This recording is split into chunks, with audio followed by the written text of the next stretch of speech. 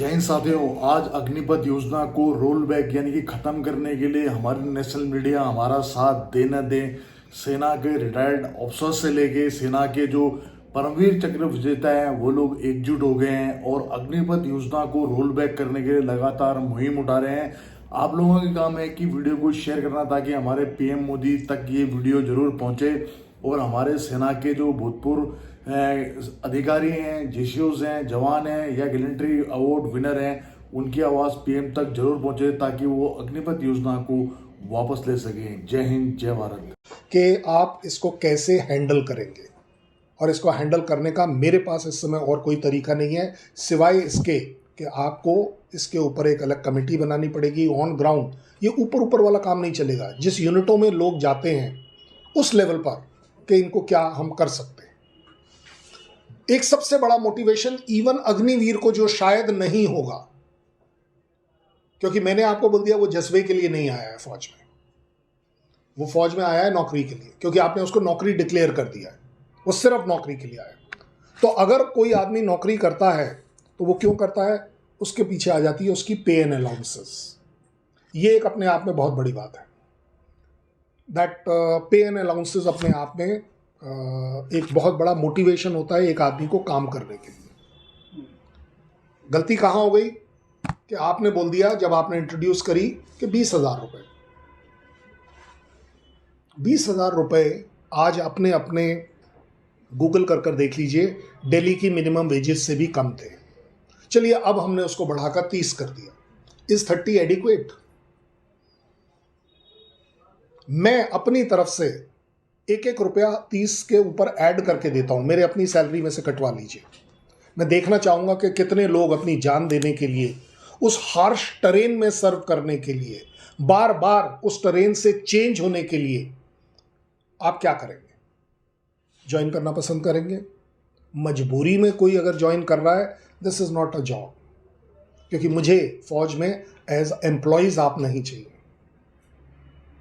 ये 30,000 rupees is a big challenge. आपको उसकी रिस्पेक्ट, शायद उसकी मिनिमम रिस्पेक्ट भी आप नहीं दे पा रहे। इससे भी और एक बड़ी बात है जो मैंने ये लिखे इसलिए हैं जिससे कि मुझे याद रहे कि आपको, कि इसमें आ जाता है नेक्स्ट इज एम्प्लॉयबिलिटी, जो कि अग्निवीर का इंटरेस्ट इन्वॉल्व है। 4 साल तक छोटी इनकम में काम कर रहा हूं क्योंकि मेरी मजबूरी थी।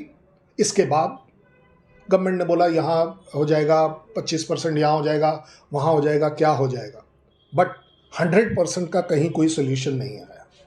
यस, मैं मान लेता हूँ गवर्नमेंट की बात कि आपने कहा कि वो यंग एज में बाहर आ रहा है तो उसको बाकी ऑप्शंस अवेलेबल हैं, बट जहाँ भी वो जाएगा फिर स्टार्ट तो स्क्रैच से करना पड़ रहा है ना। उसने एक एग्ज़ाम क्रैक किया, सो कॉल्ड फिजिकल क्रैक किया, मेडिकल क्रैक किया, तब कहीं जाके वो अग्निवीर बना। अब आप उसे अगले दिन बोलेंगे कि चलिए जी बाहर, अब आप कुछ और ढूंढिए। I think this is not fair. इसमें शायद उसका मोटिवेशन लेवल कम हो जाएगा। गवर्नमेंट ही नहीं, इवन आर्म्ड फोर्सेस नीड कि यस उसकी रीसेटलमेंट करा कर दीजिए। क्यों? क्योंकि उसने अभी शादी करनी है, उसके बच्चे होने हैं, उसने अपने घर वालों को देखभाल करना है। ये भी अपने आप में मोटिवेशन को ज़रूर अफेक्ट करेगा। ज़्यादा बड़ी बात आ गई कि क्या अग्निवीर और मैं, अगर मैं एज अ फौजी सोल्जर हूँ, हम दोनों बराबर हैं या नहीं? क्योंकि मेरी फौज में ना मेरा कोई धर्म है, ना मेरी कोई जात है, ना कोई मेरी सैलरी है। हम सैलरी का भी कंपैरिजन कभी नहीं करते। ये तो आपके पास सिविल लाइफ में आने के बाद करना शुरू किया हमने कि हाँ जी मेरी सैलरी कितनी है, कि मेरी पेंशन कितनी है, कि क्या कितनी है। सो ये एक जो बराबरी का दर्जा है वो आप कैसे लेंगे? क्यों? क्योंकि आप मुझे बुलाते हैं सिपाही शैलेंद्र सिंह और मेरे पड़ोस बैठे अग्निवीर को बुलाते हैं अग्निवीर एसके सिंह।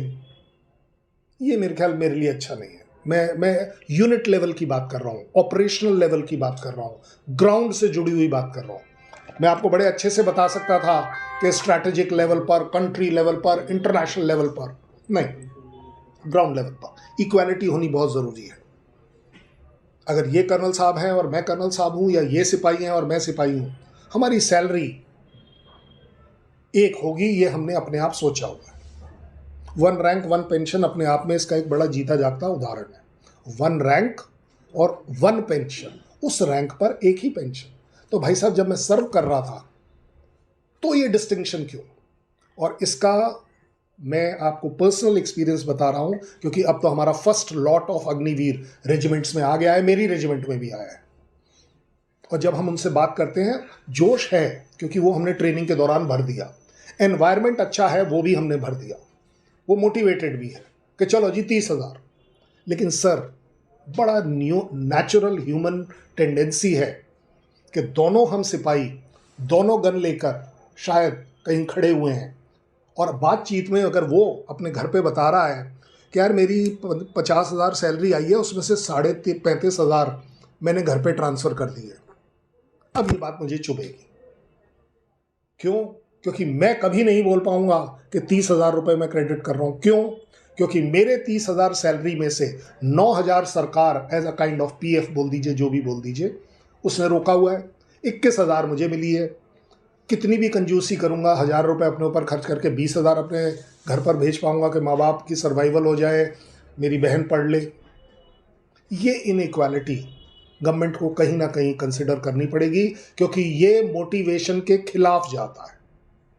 मैं तो कहता हूँ ये ह्यूमन राइट के खिलाफ जाता है। ऐसा मेरा सोच है कि अगर हम दोनों काम एक जैसा कर रहे हैं, वर्दी एक जैसी पहन रहे हैं, खाना एक जैसा खा रहे हैं, क्योंकि कुक हाउस में खाना वही बनेगा,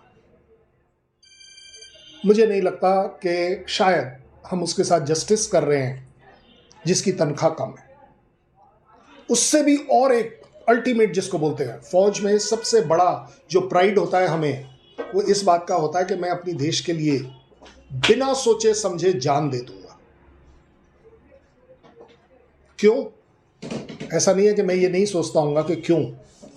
वो क्यों इसलिए, क्योंकि मुझे मालूम है कि मेरे जाने के बाद मुझे एक अलग दर्जे की इज्जत मिलेगी, मेरी फैमिली को कोई लुक आफ्टर करेगा, सब कुछ करेगा। मुझे चिंता नहीं करने की जरूरत कि कल मेरे घर पर फांके पड़ेंगे। लेकिन अगर अग्निवीर को शुरुआत में ही पता है कि अगर मुझे कुछ हो गया, मुझे पैसे मिलेंगे, लेकिन क्या उतने मिलेंगे जो मेरे पड़ोस में बैठे हैं उनको भी उतने? ये मेरे ख्याल अगेन ह्यूमन राइट्स का वायलेशन है कि अगर दोनों ने जान दी तो दोनों को ट्रीट एज अ मार्टियर क्यों नहीं किया जा रहा? I think this is unfair. He needs it. मैं ये नहीं कह रहा हूं कि उसको इस वजह से ज्वाइन नहीं करना चाहिए। ज्वाइन कर लिया, बड़ी अच्छी बात है, लेकिन अगर किसी भी एक्सीजेंसीज में उसकी डेथ होती है, इससे ज़्यादा सुप्रीम सेक्रीफाइस कोई नहीं कर सकता। और अगर किसी को लग रहा है कि वो 44 लाख रुपीस हम दे देंगे, वो जो इसके बाकी जो 9,000 के हिसाब से उसमें 9,000 और डालकर हम दे देंगे, अगर उसे ये लगता है कि ये एडिक्वेट है, मैं चाहूँगा कि भगवान करे तेरी मौत आज हो जाए, तेरे को ये पैसा मिल जाए, तेरे को ये पैसा ज़रूर मिल जाए। मैं देखना चाहता हूँ कि कितने सो कॉल्ड डिसीजन मेकर इस बात पर एग्री करेंगे कि यस, मैं अपने बेटे को भेजने के लिए तैयार हूं। This is unfair, fair is fair. Okay, इससे भी एक और बड़ी बात आ गई। अब इनके साथ जाती होगी जो रेगुलर वाले हैं कि ये ग्लेशियर में बैठेंगे, ये हाई ऑल्टीट्यूड में भी बैठेंगे, ये माउंटेन्स में भी बैठेंगे, ये खाई में भी बैठेंगे, लेकिन अग्निवीर नहीं बैठेगा। क्यों भाई? एक ही रेजिमेंट के अंदर हम ये कैसे करेंगे? आप मेरे एज अ रेजिमेंटल सोल्जर इस प्रॉब्लम को समझने की कोशिश करिए कि कैसे हो सकता है कि जिस दिन चढ़ाई चढ़नी थी तो हम बोलेंगे चल शेर तू चढ़ ऊपर, मेरा तो बनता नहीं है। खाना एक जैसा खाएंगे, रहेंगे एक साथ, सब कुछ एक साथ। This is not fair. Again इनके साथ अब अनफेयर हो गए। हम फौज में कभी ये नहीं पूछते कहां जाना है, क्यों जाना है, सिर्फ बताया ये जाता है कल हम ग्लेशियर जा रहे हैं, इसके लिए लेह की फ्लाइट कल सवेरे पकड़नी है। फटाफट अपना सामान लिया, डाला और चल पड़े। अब उस समय अगर हम ये ढूंढने लगे कि सर अग्निवीर जाएगा या नहीं जाएगा, तो आपने तो उस रेजिमेंट को डिवाइड कर दिया। इसलिए लोगों का कंसर्न है फौज में कि ये आप इस तरह का डिस्टिंक्शन मत करिए, फौज को दो भागों में, दो घटकों में मत बदलने की कोशिश करिए, क्योंकि ये एक नेशनल सिक्योरिटी का तो बहुत देर से आता है। ये मेरी अपनी रेजिमेंट सिक्योरिटी का सवाल है कि हम रेजिमेंट में आपस में इकट्ठा अगर नहीं रह सकते, एक जैसा सोच नहीं रख सकते, तो लड़ाई तो बहुत दूर की बात है। वो जो हमने बात करी तनख्वाह वगैरह की, ये रेगुलर हैं तो इन्हें एमएसपी मिलेगी, मिलिट्री सर्विस पे मिलेगी। मैं नहीं हूं, इन्हीं के साथ काम कर रहा हूं, मुझे क्यों नहीं मिलेगी? जैसे कि मैंने बोला आपको जो बेनिफिट्स मिलने होते हैं आपके किसी भी वजह से डेथ होने से, death in face of war, war can not be different. ये तो वो वाली बात है कि जिसके घर से कोई गया है उससे पूछिए कि उसके उस इंसान की कीमत क्या है। कीमत 1 करोड़ वाले की भी नहीं है। लेकिन यहाँ जो बात हो रही है 44 lakh rupees, I don't think is quite justified. This needs to be said. एक और बढ़िया बात चली थी कि ट्रेनिंग से रिलेटेड, जो मैं भूल गया, ट्रेनिंग पीरियड जब कम होगा तो जो आजकल हमारी फौज में टेक्निकल आइटम्स ज़्यादा आते चले जा रहे हैं, टेक्नोलॉजी ज़्यादा आती चली जा रही है, उसे सीखने में ज़्यादा टाइम लगेगा, उसके ऊपर एक्सपर्टीज करने में ज़्यादा टाइम लगेगा। ये हम नहीं कर सकते कि अगले 2 साल जब वो रेजिमेंट में आ जाएगा तब उसको ट्रेन करें। I think this is again उस आदमी के साथ, उस ऑर्गेनाइजेशन के साथ इट इज़ अनफेयर।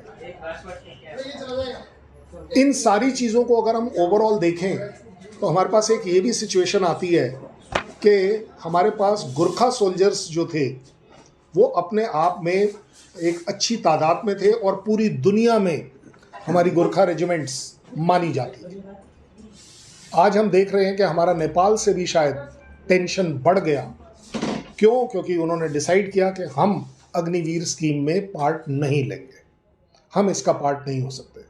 सही है गलत ये उस कंट्री को डिसाइड करने देता हूँ, लेकिन साथ ही साथ कहीं ना कहीं ये मुझे भी रियलाइज़ होता है एज अ फौज कि क्या आज के बाद हमारी गोरखा रेजिमेंट सोल्जर्स जो हैं या गोरखा रेजिमेंट्स हैं वो ख़त्म हो जाएंगी। और अगर एक दूसरी कंट्री, और वो सो कॉल्ड हमारे पास तकरीबन 20-22 गोरखा रेजिमेंट्स हैं, वो सभी गलत हैं, ये भी अगेन देखिए डबल स्टैंडर्ड वाली बात आ जाएगी कि अगर वो कहें गलत है तो उनके लिए एक्सेप्टेबल है, अगर हम कहें गलत है हमारे अग्निवीर के लिए तो नहीं जी गलत बात है। That is again unfair.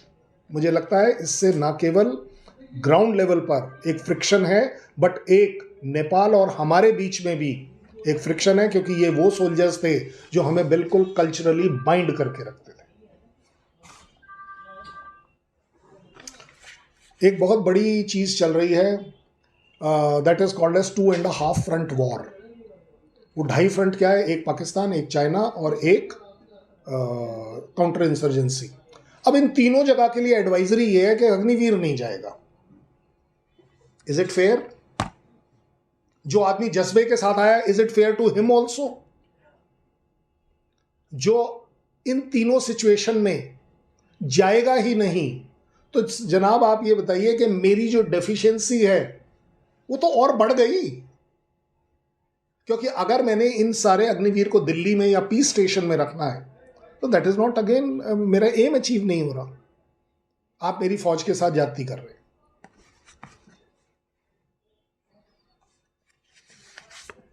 Agniveer से रिलेटेड एक लास्ट पॉइंट आपको बताता हूं, जो कि मैंने सोशल मीडिया में काफ़ी अच्छे से देखा, बार बार उठ रहा है, जो शायद मुझे भी पसंद नहीं होता अगर मैं वहाँ होता, कि अग्निवीर और फौज के लोग, अब आपने ये कोई नया सिस्टम स्टार्ट किया है, मेरी भी ये आपकी सोशल मीडिया से ही नॉलेज है, मैंने ऐसा कहीं ऑर्डर जो उन्होंने डाला है वो पढ़ ज़रूर लिया, कि अग्निवीर और फौज अब जाकर अपने अपने विलेजेस में एडवर्टाइज करेगी कि गवर्नमेंट क्या क्या प्लान्स डाल रही है। सेल्फीज भेजेगी, रिकॉर्डिंग्स भेजेगी, वहाँ पर एनजीओज के साथ काम करेगी डेवलपमेंट। जनाब ये मेरे खून के खिलाफ है। आर्मी ऑर्डर, आर्मी रूल्स मुझे रेस्ट्रिक्ट करते हैं ऑफिशियली कि मैं किसी भी तरह की अपनी अदर देन पर्सनल सेल्फीज बनाऊं, मतलब अब मुझे लग रहा है शायद फौज में हर चीज़ की सेल्फी बनानी पड़ेगी कि मैं अटेंडेंस के लिए ऑफिस आया था नहीं उसकी भी सेल्फी बनाऊं, क्योंकि अगर मुझे आपको लिबर्टी दे रहे हैं तो ये आर्मी रूल हटाइए कि मीडिया से मेरा कोई इंटरेक्शन नहीं होना चाहिए। I hope you know this. मैं एज अ आर्मी मैन आपके साथ इंटरेक्ट नहीं कर सकता, वेटरन के तौर पर कर सकता हूँ, अलाउड नहीं है। क्यों? उसके लिए मुझे परमिशन आनी होती है और राइटिंग में आती है। अब आज आप बोलते हैं कि सेल्फी भी बना वाइल सर्विंग, अब वो सेल्फी कितनी सही थी या कितनी गलत, फिर आप मेरे ऊपर आर्मी ऑर्डर थोप देंगे कि नहीं तूने इस एंगल से क्यों, इस एंगल से क्यों नहीं बनाई। I think we are misusing. मैं पहले ही 10 महीने फौज में सर्व कर कर आ रहा हूँ, 2 महीने की छुट्टी, मुझे मेरे ऑलरेडी 10 प्रॉब्लम है, घर से रिलेटेड, जमीन से रिलेटेड, बच्चों से रिलेटेड। जी लेने दीजिए मुझे उस दौरान।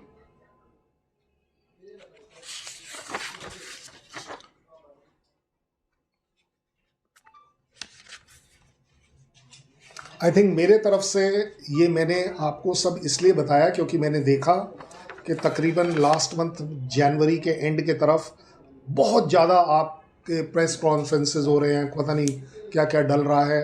तो मैं एक क्लैरिटी ये ज़रूर दे दूं, कोई भी चीज़ सही नहीं होती, कोई भी चीज़ गलत नहीं होती, लेकिन किसी सही चीज़ में कुछ गलतियां हैं तो उसे एक्नॉलेज करने में, एक्सेप्ट करने में मुझे नहीं लगता कि कोई शर्म होनी चाहिए। हम उसे ठीक करने के लिए काम करने चाहिए, क्योंकि अगर इससे रिलेटेड ऐसा समझा जा रहा है तकरीबन 1.5 लाख बच्चे जिनको के अग्निवीर स्कीम से पहले सो कॉल्ड उनका क्लेम है कि सेलेक्ट किया गया था, उन्हें एक चांस ज़रूर उस समय मिलना चाहिए था या मिलना चाहिए अभी भी, अगर उनका एज अलाउड करता है, उनकी मेडिकल कैटेगरी अलाउ करती है कि उनके साथ ये जाति ना हो, कि जो अपने अपने घर में, क्योंकि आप सोचिए कितना बड़ा एक झटका लगा होगा कि किसी को बोल तो दिया आपने कि तू सेलेक्ट है, कल आ जाना, और कल पता चला कि ये सब नहीं हो रहा। I don't think this is fair to them. Government को इस चीज़ का ज़रूर ध्यान देना चाहिए और उसे एक सही दिशा में ले जाना चाहिए, क्योंकि अल्टीमेटली अग्निवीर जिस दिन डिक्लेयर हुआ 2022 में, उस दिन के बाद वाला है या उससे पहले वाला है? आपको उसके पहले वाले को कम से कम ऑप्शन तो देना चाहिए था। और मैं तो कहता हूं वो भी उसके ह्यूमन राइट्स के खिलाफ होगा शायद, अगर उसका सिलेक्शन आपने एक पर्टिकुलर टाइम पे किया था जब 4 साल की रेस्ट्रिक्शन नहीं थी, तो आपको उसको ज़रूर चांस देना चाहिए, ये उसका हक बनता है। मुझे नहीं लगता कि इससे ज़्यादा मैं आपको बता पाऊंगा निष्पक्ष होकर कि दोनों साइड्स में, गुड और बैड में क्या फ़र्क है, ये आपको क्या लेना चाहिए। अगर आपका किसी का कोई सवाल है तो मैं कोशिश करूंगा या धुन साहब से रिक्वेस्ट करूंगा कि वो उसको आंसर कर पाए। सर ये सवाल है कि मतलब इसमें जो अग्निवीर जा रहे हैं फौज में, तो फौज का नहीं सर, उसका मतलब वो इसका विरोध कर रहे हैं। अगर वो इसका बड़े लेवल पे विरोध करेंगे तो मेरे ख्याल से कि भारत सरकार को भी दूसरी बार सोचना पड़ेगा। मैंने आपका सवाल बिल्कुल जायज़ है अपनी जगह, एज अ सिविलियन बात कर रहा हूँ।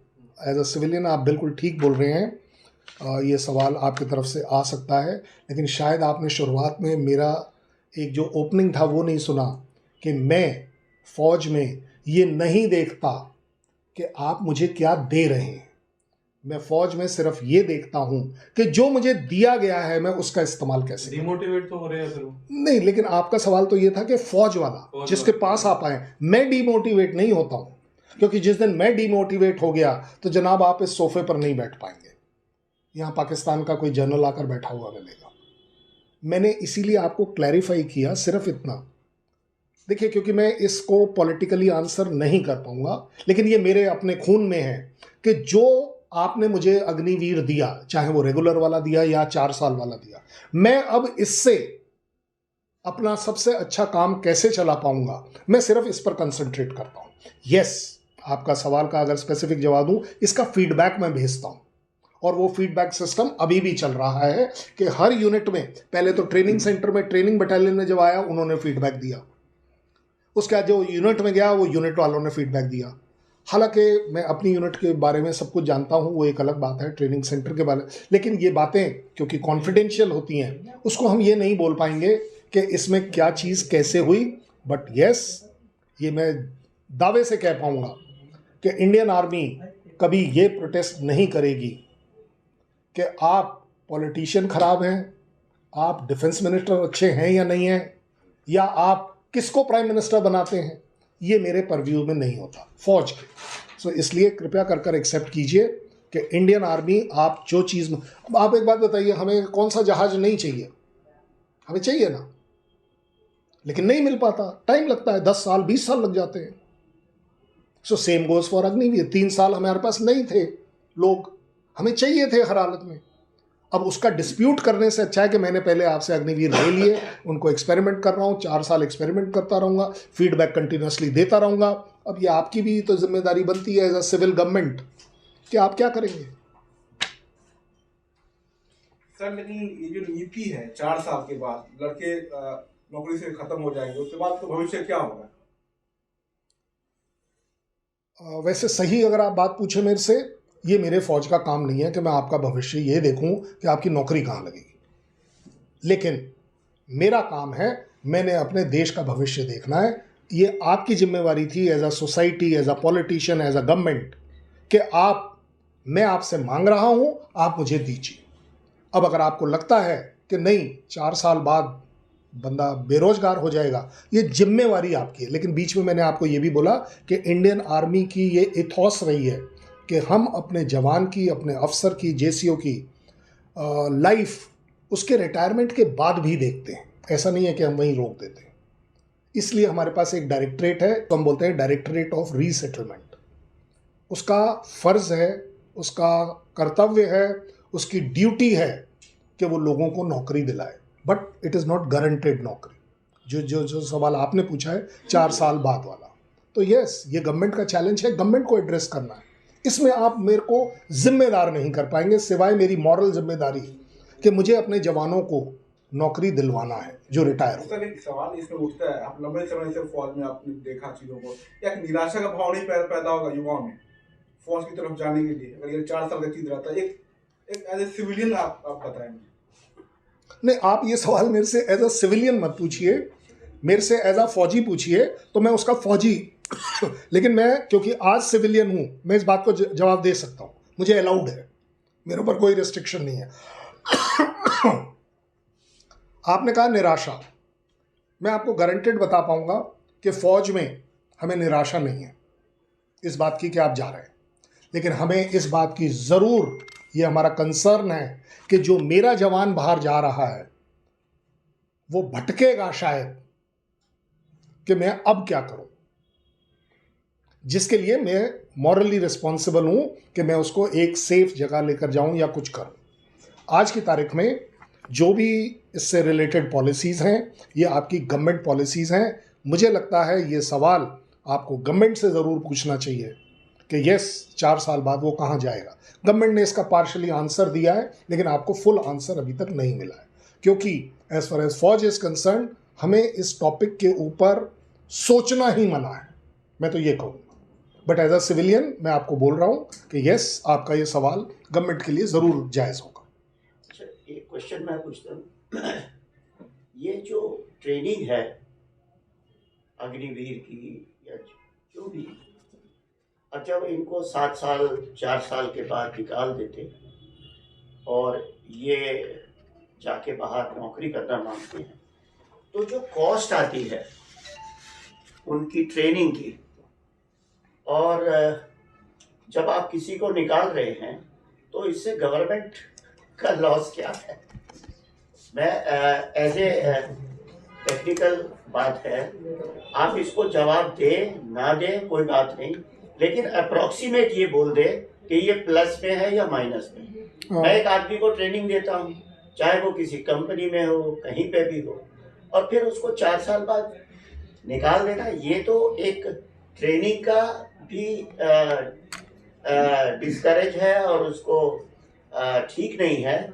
और दूसरा ये है कि उसकी कॉस्ट इतनी है, लेट अस से कि उसकी कॉस्ट 2 लाख रुपए आती है और आपने 4 साल ट्रेनिंग ली, जबकि उसने 20 साल 25 साल 30 साल काम कर, तो उसमें सरकार का, मिलिट्री का लॉस क्या? फौज निकालती है जिसको के जो गलत कर गया हो। एक तो गवर्नमेंट की पॉलिसी हाँ, है। ये मैं आप समझिएगा जो मैं समझा रहा हूँ। मैं सिर्फ ये कह रहा हूँ, आप जब आए थे तो आप एक पर्टिकुलर स्कीम में एक टर्म्स एंड कंडीशंस के हिसाब से आए थे। शॉर्ट सर्विस ऑफिसर जब आता है तो उसे मालूम है कि मैंने 5 साल करनी है, उसके बाद मेरे में से 50% सेलेक्ट होंगे या नहीं होंगे। सर एक लास्ट क्वेश्चन है सर, जी। जैसे एज ए सिविलियन जो हमें लगता है, हमें स्टूडेंट्स को भी और हमें बाकी भी पत्रकारों को भी लगता है सर कि सर जो एज सिविलियन की जब भी एक फौजी जाता है, जो उसको ट्रेनिंग AK-47 की या जो आधुनिक राइफल है या फिर स्टेन गन है सर, वो 4 साल के बाद उसको पूरी ट्रेनिंग हो जाएगी। और जैसा माहौल चल रहा है सर कि मतलब हरियाणा में भी, पंजाब में भी, और ऐसे में तो आपको नहीं लगता सर कि ये जो नौजवान है गैंगस्टरिज्म की तरफ बहुत ज्यादा प्रमोट होएगा? जो पीछे कुछ हत्याएं देखी हैं सर हमने, तो उसमें सर ये मिलिटेंसी और जो उनको भी, फौजियों को भी कंट्रोल करना मुश्किल हो जाएगा सर, क्योंकि 4 साल में आप एक उसके ऊपर स्टैंप लगा के उसको सब कुछ करना आ जाएगा सर, हैंड ग्रेनेड से लेके AK-47 तक। ये लास्ट सवाल है सर। बिल्कुल डन, आपने जो बोला है वो बिल्कुल सही है। अगर आपके सवाल को मैं सीधे सीधे जवाब दूं कि यस, अगर एक सो कॉल्ड ट्रेंड सोल्जर जब सिविल में आएगा और अगर उसका दिमाग खराब हो रहा है और वो गैंगस्टर बनने के जा रहा है तो उसको हथियारों की नॉलेज ज़रूर होगी, ये मैं मानता हूँ। लेकिन ऐसा समझा जाता है, सच देखिएगा कि मेरे हर साल 70 से 75 हज़ार सैनिक रिटायर होते हैं। पर वो अपनी ड्यूटी पूरी करके रिटायर, हाँ, मैं आ रहा हूँ, मैं आ रहा हूँ, डिप्रेशन में नहीं जाते। मैं बिल्कुल इसी बात पर आ रहा हूँ, क्योंकि वो लोग इसलिए ज्वाइन नहीं करते क्योंकि आप ही कहेंगे क्योंकि अब उनके खून में बस गया है कि वो एक सेटिस्फाइड पेंशन लेकर आए हैं, तो इसलिए वो इससे अलग रहेंगे। ये आपकी सोसाइटी से निकलकर जो बच्चा हमारे पास आ रहा है, अगर उसका कल्चर, उसकी ग्रूमिंग इस तरह की है कि वो इस तरह से गलत जा सकता है, 100% मैं मान जाऊंगा आपसे कि यस, ये ट्रेनिंग मेरे ही देश और मेरी ही सोसाइटी के लिए लीथल हो सकती है, क्योंकि he is a trained man, unless Colonel Doon has to say something on this. No, I totally agree. बिल्कुल हथियार की शिक्षा दे के उसका मोटिवेशन लेवल इतना बढ़ा के उसके सर्वाइवल इंस्टिंक्ट्स को हमने फौज में रहते हुए जगा दिया, और अब वो किसी भी स्थिति में, जिस तरह की इन्फेंट्री यूनिट में होता है कि उसको बिल्डअप एरिया में लड़ाई करने की टेक्निक हम सिखाते हैं, जंगल वॉरफेयर हम सिखाते हैं, तो अगर वो सिविल स्ट्रीट में आता है तो बिल्टअप एरिया की जो लड़ाई के जो मूलभूत चीज़ें हैं वो सीख चुका है। तो हाँ, ये खतरनाक मोड़ है उस युवा के लिए, और अगर उसको किसी भी स्ट्रीम में उसको साइड स्टेप करके उसको नौकरी दी जाएगी तो वो एक बेहतर सलूशन होगा, बजाय इसके कि नॉलेज रखने वाले लड़के को जो शायद अब मोटिवेटेड उतना नहीं रहा, तो उसको गलत राह पे जाने देने के लिए या मौका देने के लिए या स्थितियों को पैदा करने से कहीं बेहतर है कि उसको आप एक सच्ची और करेक्ट राह दिखाएं, ताकि वो साइड स्टेप होके नेशनल बिल्डिंग की तरफ चल सके। Thank you very much. दोस्तों, सब्सक्राइब कीजिए एक्स आर्मी सोल्जर को डिफेंस की सबसे सटीक और सबसे आसान भाषा में जानकारी के लिए। साथ ही बेल आइकन को प्रेस करें ताकि आपको नोटिफिकेशन सबसे जल्द मिले।